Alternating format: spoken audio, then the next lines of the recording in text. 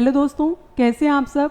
Rao academy channel पे आप सबका बहुत ज़्यादा स्वागत कर रही हूँ, अभिनंदन कर रही हूँ। आज हमारा जो टॉपिक चल रहा है, अभी सीरीज़ जो चल रही है यूनिट 7 की चल रही है, जिसमें आज हम बहुत ज़्यादा इंपॉर्टेंट टॉपिक के बारे में डिस्कस करेंगे, उसके MCQ को फॉलो करेंगे। और उस टॉपिक का नाम है रक्त, ब्लड। आपने देखा होगा या PYQ भी देखा होगा कभी कभार कि ब्लड से हमेशा क्वेश्चंस आते ही आते है ना। यूनिट 7 में जो बायो वाला चैप्टर है उसमें ब्लड बहुत ज़्यादा इंपॉर्टेंट टॉपिक है, जिससे हमेशा क्वेश्चंस देखे जाते हैं। आज हम उसी के बारे में डिस्कस करेंगे। चलिए, सबसे पहले हम बात करते हैं, पहले क्वेश्चन में चलते हैं। रक्त का pH मान कितना होता है। ठीक है दोस्तों, तो यहाँ पे किसके बारे में बात की गई है, pH के बारे में बात करते हैं। तो रक्त का pH जानने से पहले हम इस बात पे ध्यान देंगे कि pH है क्या। pH आपको पता होगा, pH एक स्केल होता है, ठीक है, जिसमें हम क्या जानते हैं, जिसमें हम इस बात के बारे में जानते हैं कि क्या एसिड है, क्या न्यूट्रल है और क्या बेस है। ठीक है, तो हम pH के 3 स्केल के बारे में चर्चा करते हैं, एसिड, बेस और न्यूट्रल के बारे में। ठीक है, इस स्केल में काउंटेशन जो होती है वो 0 से लेके 14 होती है।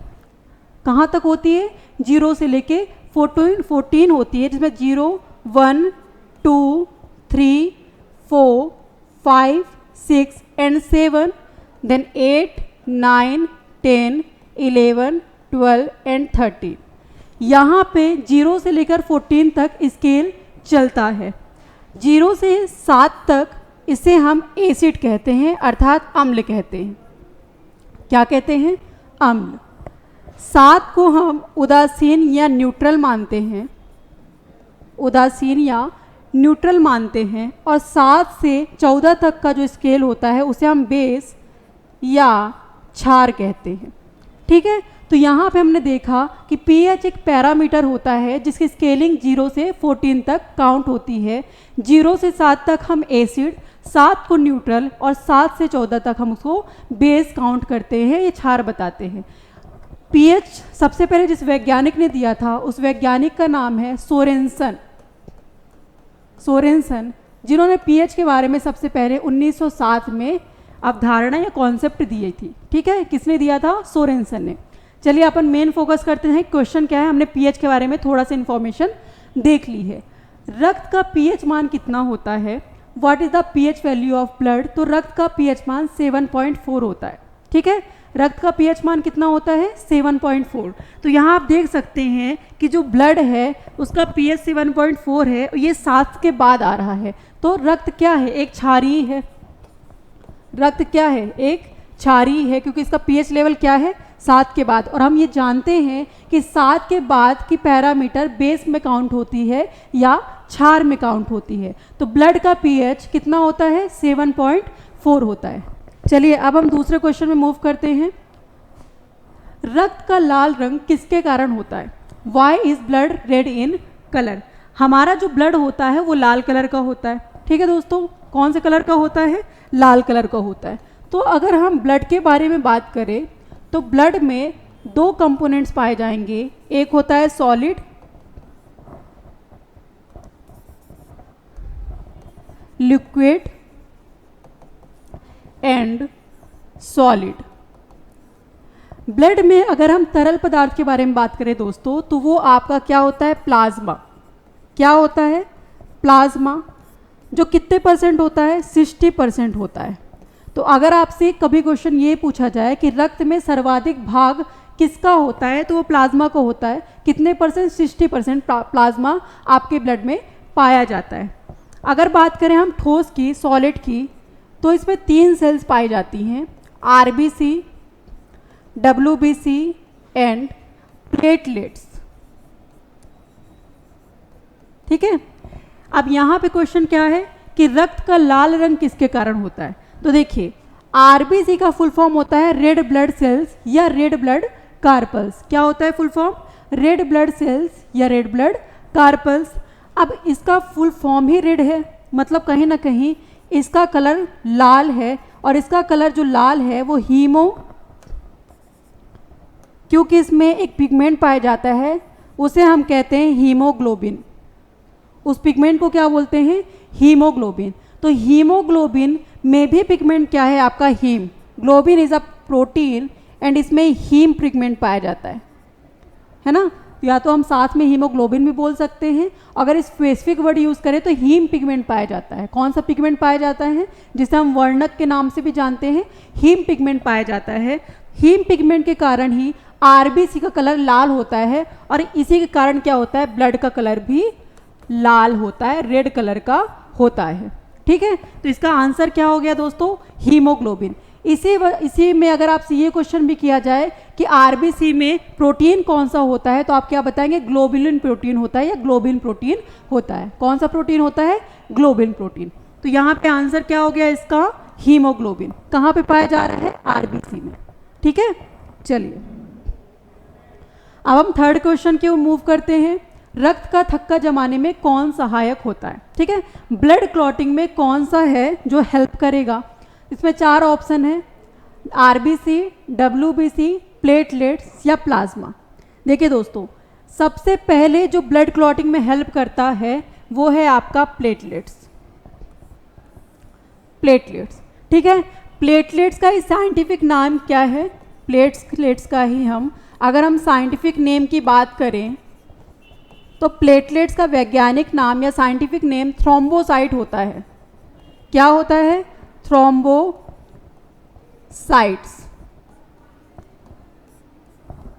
तो रक्त का थक्का जमाने में प्लेटलेट्स हेल्प करता है। कौन हेल्प करता है, प्लेटलेट्स हेल्प करता है, जिसे हम थ्रोम्बोसाइट्स के नाम से भी जानते हैं।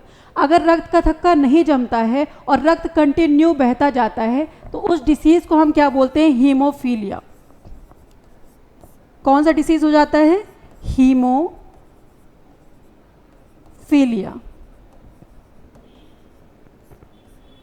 हीमोफीलिया डिसीज है ना। रक्त का थक्का नहीं जमने पर ब्लड क्या होता है, कंटिन्यू बहता जाता है और उसे उस केस में एक रोग हो जाता है, एक डिसीज हो जाती है। उस डिसीज को हम क्या बोलते हैं, हीमोफीलिया बोलते हैं। इसे हम शाही रोग के नाम से भी जानते हैं दोस्तों। किस रोग से नाम से जानते हैं, शाही रोग के नाम से, क्योंकि ब्रिटेन की महारानी को सबसे पहले हुआ था, इसलिए हम इसको शाही रोग के नाम से भी जानते हैं। और यहाँ पे जो क्वेश्चन था कि रक्त का थक्का जमाने में कौन सहायक होता है, तो वो होता है प्लेटलेट्स, और जिसका साइंटिफिक नेम क्या है, थ्रोम्बोसाइट्स। विटामिन के भी हेल्प करता है फॉर ब्लड क्लॉटिंग, विटामिन के। अगर विटामिन के केस में पूछा जाए कि ब्लड क्लॉटिंग में ऐसा कौन सा विटामिन है जो हेल्प करता है, जो सहायक होता है, तो वो होता है विटामिन के। ठीक है, चलिए नेक्स्ट क्वेश्चन देखते हैं। श्वेत रक्त कण का मुख्य कार्य क्या है, डब्ल्यूबीसी का मेन फंक्शन क्या होता है। तो क्या है, ऑक्सीजन का ले जाना, शरीर की रक्षा करना, रक्त का थक्का बनाना या पोषण पहुंचाना। तो देखिए, रक्त का थक्का जमाने में तो हमने अभी देखा है कौन हेल्प कर रहा है, प्लेटलेट्स हेल्प कर रहा है, जिसे हिंदी में हम बिम्बाणु या साइंटिफिक नेम थ्रोम्बोसाइट के नाम से जानते हैं। ठीक है, ऑक्सीजन आरबीसी लेके जाता है।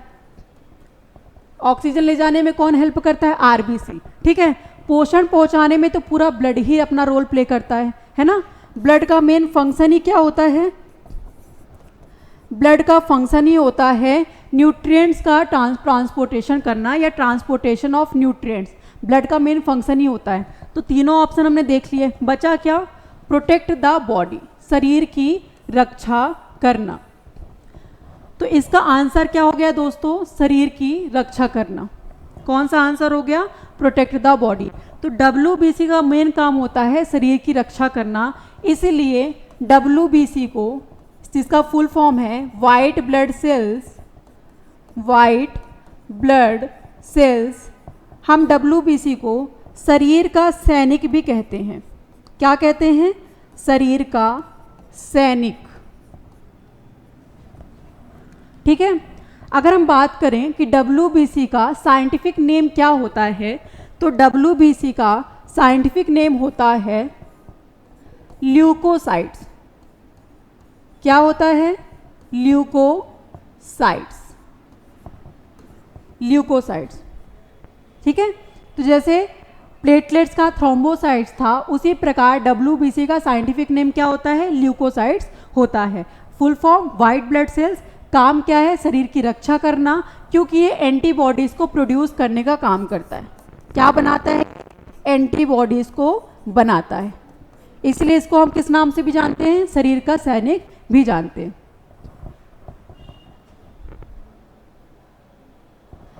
देखिए दोस्तों, एक चीज और याद रखिएगा कि WBC 5 टाइप का होता है। कितने टाइप के होते हैं, 5।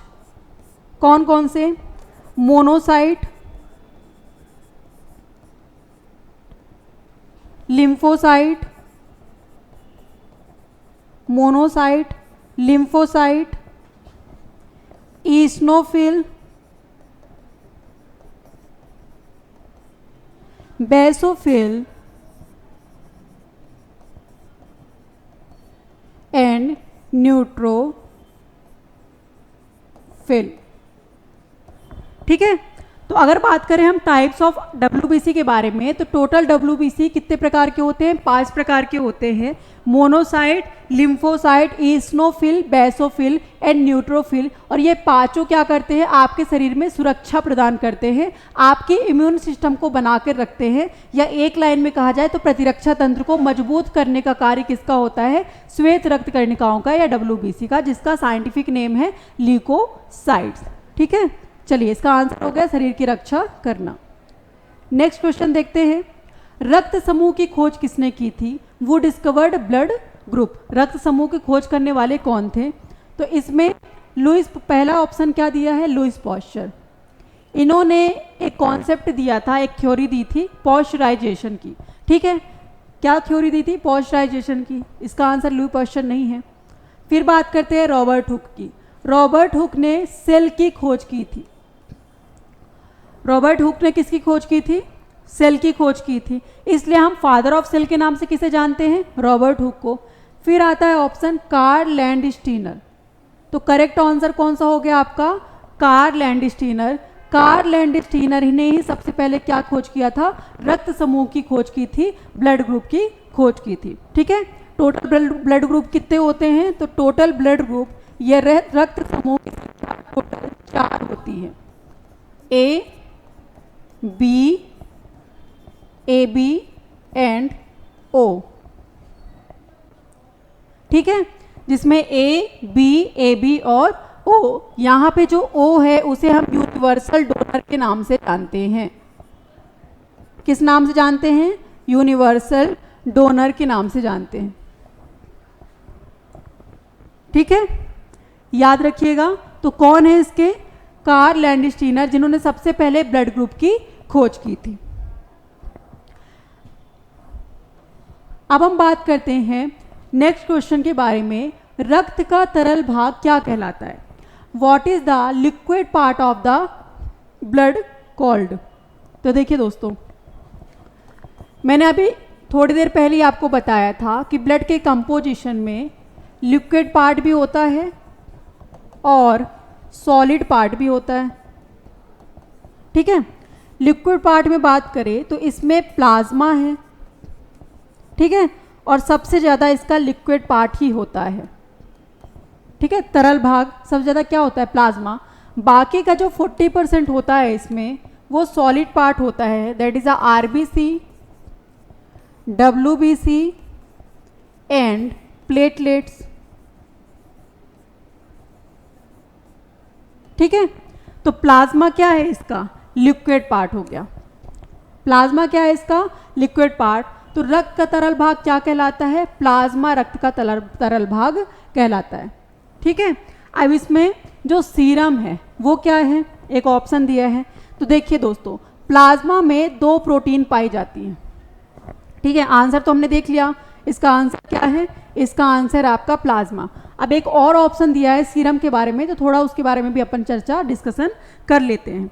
जो प्लाज्मा होता है उसमें 2 टाइप की प्रोटीन पाई जाती है, एक होता है फाइब्रोनोजेन और एक होता है प्रोथ्रोम्बिन। प्रोथ्रोम्बिन 2 प्रोटीन पाई जाती हैं प्लाज्मा में, एक है फाइब्रोनोजेन और प्रोथ्रोम्बिन। जब इन दोनों प्रोटीन को हम प्लाज्मा से अलग कर देते हैं तो प्लाज्मा जो बहुत ज़्यादा गाढ़ा येलो कलर का होता है, गाढ़ा पीले कलर का होता है, वो हल्के पीले में बदल जाता है ना। प्लाज्मा क्या होता है, बहुत ज़्यादा गाढ़ा होता है और पीले कलर का होता है। इसमें दो प्रोटीन होते हैं, फाइब्रिनोजेन एंड प्रोथ्रोम्बिन। कौन कौन से? Fibrinogen and prothrombin. जब इन दोनों प्रोटीन को हम प्लाज्मा से बाहर निकाल देते हैं तो जो तरल पदार्थ बचता है, जो लिक्विड बचता है, उसे ही हम सीरम कहते हैं। उसे ही हम क्या कहते हैं? सीरम कहते हैं। ठीक है, जो प्लाज्मा से ही बना हुआ है, और प्लाज्मा से जब हम इन दोनों प्रोटीन को बाहर कर देते हैं तो बचा हुआ तरल भाग ही क्या कहलाता है? सीरम कहलाता है। हमारे शरीर में जो बीमारियां होती हैं उसकी जांच सीरम से ही होती है। बीमारियों की जांच किससे होती है? सीरम से।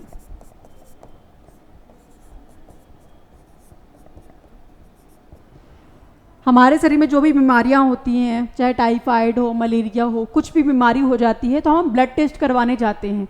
हमारे ब्लड में जो सीरम होता है उससे ही बीमारियों का पता चलता है। ठीक है, तो ये आप सीरम के बारे में जान चुके हैं। वैसे जो रक्त का तरल भाग क्या कहलाता है, इसका आंसर क्या है? प्लाज्मा। ठीक है, चलिए नेक्स्ट क्वेश्चन देखते हैं। मनुष्य में आरबीसी का जीवन काल लगभग कितना होता है? ठीक है, आरबीसी अर्थात रेड ब्लड सेल्स का जीवन काल यहाँ पे पूछा गया है, लाइफ स्पैन पूछा गया है। ठीक है, इसका आंसर है दोस्तों 120 डेज, है ना। आरबीसी का जीवन काल 120 दिन का होता है। कितने दिन का होता है? 120 दिन का। थोड़ी सी आरबीसी के बारे में इंफॉर्मेशन ले लेते हैं। आरबीसी होता क्या है? तो देखिए, इसका फुल फॉर्म क्या है? रेड ब्लड सेल्स है। रेड ब्लड सेल्स या रेड ब्लड कार्पल्स भी कहते हैं, लाल रक्त कणिकाएं। अब ये जो रेड ब्लड सेल्स होती हैं, आरबीसी होती हैं, है ना, इनको साइंटिफिक नेम क्या होता है? तो इनका साइंटिफिक नेम होता है दोस्तों इरिथ्रोसाइट्स। इरिथ्रोसाइट्स। जैसे हमने देखा कि प्लेटलेट्स को हम थ्रोम्बोसाइट कहते हैं, डब्ल्यूबीसी को हम ल्यूकोसाइट्स कहते हैं, उसी प्रकार आरबीसी को हम इरिथ्रोसाइट्स कहते हैं। ठीक है, तो अगर आपसे पूछा जाए कि आरबीसी का साइंटिफिक नेम क्या होता है तो आप क्या बताएंगे? इरिथ्रोसाइट्स। इरिथ्रोसाइट्स आरबीसी का साइंटिफिक नेम होता है। आरबीसी क्या है? सॉलिड है, एक सेल है। हमने देखा अभी कंपोजिशन में कि प्लाज्मा उसका लिक्विड पार्ट होता है। आरबीसी, डब्ल्यूबीसी और प्लेटलेट्स क्या होती है? सॉलिड होती हैं, सेल के टाइप में होती हैं।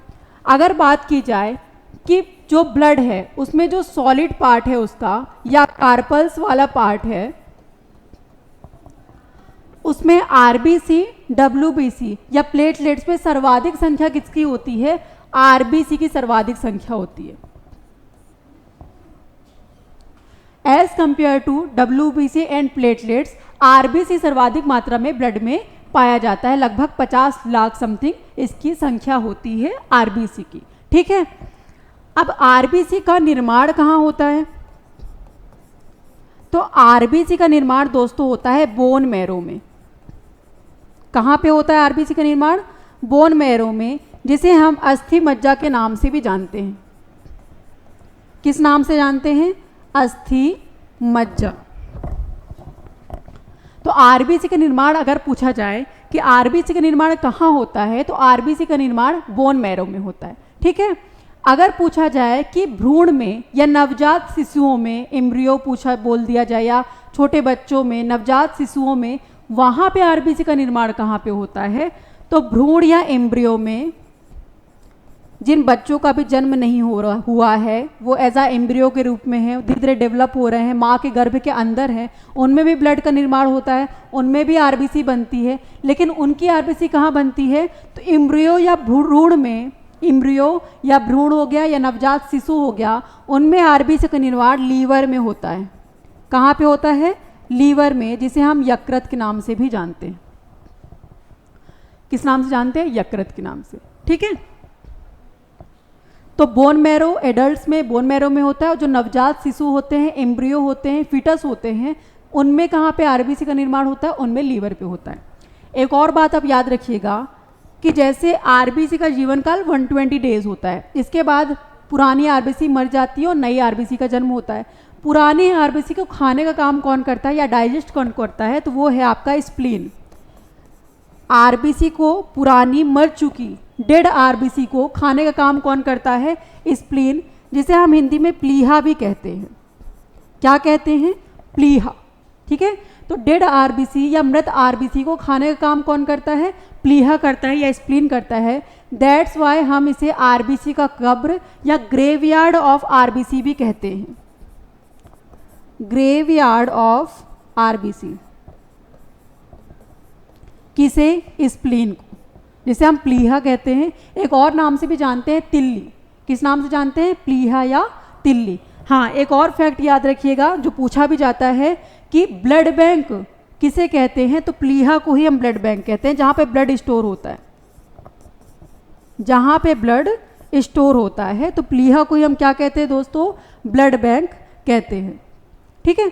आपने देखा होगा कि अगर कभी किसी व्यक्ति को मलेरिया हो जाता है, मलेरिया मच्छर के काटने से होता है, प्लाज्मोडियम एक स्पीसीज है ना, तो प्लाज्मोडियम जो मादा एक मच्छर होती है उसके काटने से मलेरिया होता है। तो जिस भी व्यक्ति को जब मलेरिया हो जाता है, प्रोटोजोआ से होने वाली एक बीमारी है, ये प्रोटोजोआ के कारण होता है। जब किसी व्यक्ति को मलेरिया हो जाता है तो देखा होगा उसको बहुत ज़्यादा ठंड लगती है ना, क्योंकि मलेरिया में सबसे ज़्यादा प्रभावित अंग कोई सा है? तो वो है आपका स्प्लीन, है ना। टारगेट स्प्लीन ही होता है। तो किसी व्यक्ति को अगर मलेरिया है तो स्प्लीन अफेक्टेड होगा, तो ऑब्वियस सी बात है अगर स्प्लीन अफेक्टेड है तो उसके अंदर जो ब्लड स्टोर है वो भी अफेक्टेड हो जाता है ना, क्योंकि ब्लड बैंक किसे कहते हैं? हम स्प्लीन को। अब जब ब्लड इफेक्टेड होगा तो ब्लड का काम क्या होता है? आपके बॉडी में टेम्परेचर को मेंटेन रखना, शरीर का तापमान बनाए रखने में रक्त महत्वपूर्ण भूमिका निभाता है। लेकिन जहाँ पे रक्त जमा हुआ है, मतलब जहाँ पे ब्लड स्टोर है, ब्लड बैंक ही हम स्प्लीन को कहते हैं, वो मलेरिया नामक बीमारी में अफेक्टेड हो जाता है। इसलिए ब्लड का तापमान भी ऊपर नीचे हो जाता है, ब्लड का तापमान भी क्या हो जाता है? असामान्य हो जाता है। इस कारण जिस भी व्यक्ति को मलेरिया होता है उसको ठंड बहुत ज़्यादा लगती है। ठीक है, क्योंकि प्रभावित अंग कौन सा है? स्प्लीन, जिसे हम क्या कहते हैं? प्लीहा या तिल्ली के नाम से भी कहते हैं। तो मनुष्य में आरबीसी का जीवन काल कितना बताया गया है? 120 डेज बताया गया है। चलिए इस फैक्ट को याद रखिएगा। आगे अब नेक्स्ट क्वेश्चन की ओर मूव करते हैं। बात करते हैं नेक्स्ट क्वेश्चन की। Which substance act as a anticoagulant in blood? ठीक है, रक्त में उपस्थित थक्का रोधी पदार्थ कौन सा है? अब यहाँ पे एक बात आती है कि हमने देखा कि ब्लड क्लॉटिंग में हेल्प कौन करता है? तो हमने देखा कि अगर हम ब्लड क्लॉटिंग की बात करें तो उसमें प्लेटलेट्स हेल्प करता है, जिसे हम थ्रोम्बोसाइट्स के नाम से भी जानते हैं। अगर क्वेश्चन आ जाए कि ब्लड क्लॉटिंग में कौन सा विटामिन हेल्पफुल होता है, तो विटामिन के होता है। ठीक है, लेकिन यहाँ क्या क्वेश्चन आ रहा है? यहाँ पे एंटीकोगुलेंट जो थक्का बनने से रोकता है। क्वेश्चन क्या है कि ऐसा कौन सा पदार्थ है जो थक्का रोधी है, इट मीन्स जो ब्लड क्लॉट होने ही नहीं देता। ठीक है, वो है हिपैरिन। क्या है? हिपैरिन। आपके ब्लड में एक प्रोटीन पाया जाता है, उसे हम हेपैरिन के नाम से जानते हैं। किस नाम से जानते हैं? हेपैरिन के नाम से जानते हैं। एक्चुअल केस ये है कि जो ब्लड में हिपैरिन पाया जाता है उसकी एयर से बनती नहीं है, दुश्मनी रहती है उसकी। किससे? वायु से उसकी दुश्मनी है, बिल्कुल नहीं बनती। 36 का आंकड़ा चलता है उनका, है ना। अब मान लीजिए शरीर के अंदर तो क्या है? एयर तो जाएगी नहीं, लेकिन जैसे ही चोट लगी, कट लगा और ब्लड बाहर आ गया तो ब्लड किससे कनेक्ट करेगा? ब्लड के साथ हिपैरिन भी तो बाहर आएगा, है ना। ब्लड के साथ प्लाज्मा भी आया, आरबीसी भी आया, डब्ल्यूबीसी आया और प्लेटलेट्स भी आया। ठीक है, उसके साथ साथ ही कौन सा प्रोटीन बाहर आ गया? हिपैरिन प्रोटीन बाहर आ गया। अब क्या पता है हमको ये पता है कि हिपैरिन और एयर की, हिपैरिन और वायु के आपस में नहीं बनती। जैसे ही हिपैरिन ने वायु से कांटेक्ट किया, हिपैरिन वहीं पे क्या हो गया? डेड हो गया। वहीं पे हिपैरिन क्या हो गया? डेड हो गया। अब हिपैरिन डेड हो गया, अब क्या हो जाता है? रक्त का थक्का बन सकता है। लेकिन शरीर के अंदर ब्लड क्लॉट होना बहुत ही हानिकारक है।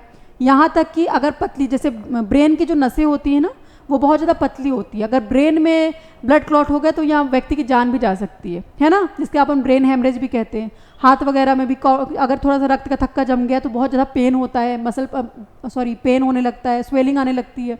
ठीक है, तो आपके शरीर के अंदर ब्लड क्लॉटिंग को रोकने वाला एजेंट कौन सा है? हेपैरिन। लेकिन आपने देखा होगा कि शरीर के बाहर ब्लड क्लॉट होना बहुत ज़रूरी है। अगर शरीर के बाहर ब्लड क्लॉट नहीं होगा तो क्या होगा? रक्त का स्राव होता जाएगा और एक रोग हो जाएगा जिसे हम हीमोफीलिया भी कहते हैं। कि हीमोफीलिया एक प्रकार की जेनेटिक डिसीज भी है, आनुवांशिक रोग है। तो हिपैरिन क्या करता है? ब्लड क्लॉट होने से रोकता है। इसे ही हम एंटीकोगुलेंट कहते हैं। क्या कहते हैं? एंटीकोगुलेंट। तो इसका आंसर क्या है? हेपैरिन। क्या आंसर इसका? हेपेरिन। नेक्स्ट क्वेश्चन देखते हैं, रक्तचाप मापने के उपकरण को हम क्या कहते हैं? ठीक है, what is the instrument use to measure blood pressure? इसमें क्वेश्चन का आंसर क्या है? रक्तचाप मापना। तो वो कौन माप रहा है? स्फिग्नोमीटर। स्फिग्नोमीटर ही रक्तचाप मापने का उपकरण होता है। ठीक है, क्या है आंसर इसका? स्फिग्नोमीटर। ठीक है, नेक्स्ट क्वेश्चन देखते हैं, एनीमिया किसकी कमी से हो रहा है? ठीक है, एनीमिया क्या है? एक रोग है, एक डिसीज है जो किसकी कमी से होता है? तो देखिए, हीमोग्लोबिन, इसका आंसर क्या है? हीमोग्लोबिन की कमी से होता है। ठीक है, आपके ब्लड में आरबीसी होता है। क्या होता है? आपके ब्लड में आरबीसी होता है और इसी आरबीसी में हीमोग्लोबिन पाया जाता है। क्या पाया जाता है? हीमोग्लोबिन। और हीमोग्लोबिन बनाने का काम करता है आयरन। क्या करता है? आयरन। तो जब आपके ब्लड में हीमोग्लोबिन पाया जाता है, वो बनता किससे? आयरन से।